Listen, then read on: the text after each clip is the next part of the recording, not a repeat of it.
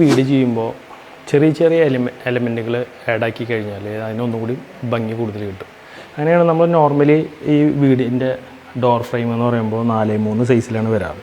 4 inch വീതിയും 3 inch കനത്തിലാണ് ചെയ്യാറ്. ഇവിടെ അതിന് വേണ്ടിയിട്ട് നമ്മൾ ഡിഫറൻ്റ് ആക്കിയിട്ട് ഇതിന് എന്ത് ചെയ്തു എന്ന് വെച്ച് കഴിഞ്ഞാൽ ഈ 4 ഇഞ്ച് എന്നുള്ളത് മൊത്തം 8 ഇഞ്ച് ആക്കിയിട്ട് അതിൻ്റെ ലെങ്ത്ത് കൊടുത്തു.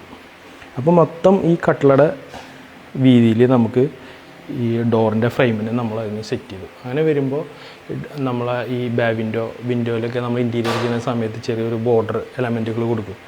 അതേപോലത്തെ ഒരു ഫീൽ ഇതിന് കിട്ടും. നമുക്ക് ചെറിയ രീതിയിലുള്ള വുഡിൻ്റെ ഒരു വ്യത്യാസം വരുന്നുള്ളൂ.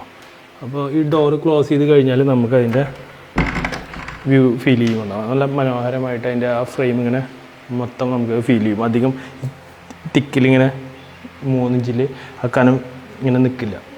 മൊത്തം ഒരു ഫ്രെയിം ചെയ്ത പോലെ അതിനൊന്നുകൂടി ഭംഗി കിട്ടും. ഈ ഫ്രെയിം തന്നെ നമുക്ക് ഇതുപോലെ സെറ്റ് ചെയ്യും. പിന്നെ ഒരു പാനൽ വർക്ക് ചെയ്യേണ്ട കാര്യം വരുന്നില്ല. വീഡിയോ ഇഷ്ടപ്പെട്ടാൽ ഒന്ന് സപ്പോർട്ട് ചെയ്യാം.